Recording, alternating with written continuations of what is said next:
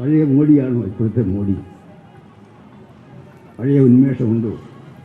അമിതാഭ് ബച്ചനേക്കാൾ വലിയ ഉന്മേഷത്തോടുകൂടി action hero ആയിട്ട് വന്ന മോഡി അദ്ദേഹത്തിൻ്റെ ശരീരഭാഷ നിങ്ങളൊന്ന് ഇന്ന് ശ്രദ്ധിച്ചാൽ ഒരു ക്ഷീണനായിക്കൊണ്ടിരിക്കുകയാണ്.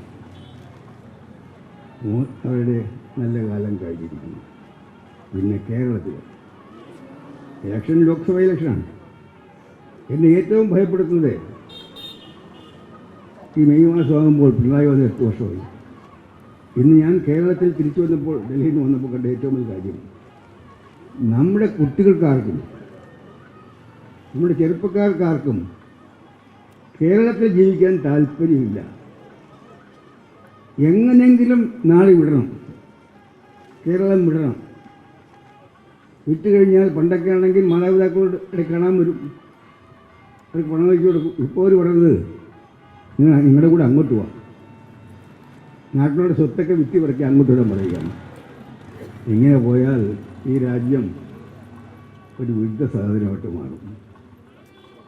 അത് പിണറായി വിജയൻ്റെ 8 വർഷത്തെ ഭരണത്തിൻ്റെ ഏറ്റവും വലിയ സംഭാവനയാണ്.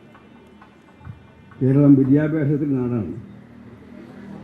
ഇന്ന് കേരളത്തിലെ കോളേജുകളിൽ ഹോസ്റ്റലുകളിലേക്ക് കുട്ടികളെ അയക്കാൻ ധൈര്യമുള്ള എത്ര മാതാപിതാക്കളും. ഹോസ്റ്റലുകളെല്ലാം SFIയുടെ കോടതിയായിട്ട് മാറിയിരിക്കുന്നു. അവരാണ് ശിക്ഷ വിധിക്കുന്നത്. അതുപോലെ ഇവർക്കും LDFിനും അവരുടെ തുടർഭരണകാലത്ത് നടക്കുന്ന കേരളം നശിപ്പിച്ചു. ഈസ്റ്ററിനാണെങ്കിലും പെരുന്നാളിനാണെങ്കിലും വിഷുവിനാണെങ്കിലും സന്തോഷമുള്ള വീടുകൾ കുറവാണ്. കാരണം എല്ലാവരും ഇന്ന് പ്രയാസത്തിലാണ്. അങ്ങനെ സ്ഥിതിവിശേഷം ഉണ്ടാക്കിയ പിണറായി സർക്കാരിനും CPMനും നല്ല ഒരു ശിക്ഷ കൊടുക്കണം.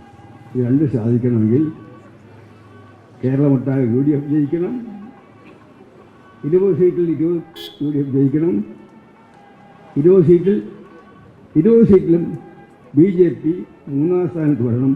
അതാണ് ഈ ഇലക്ഷൻ്റെ നമ്മുടെ ലക്ഷ്യം.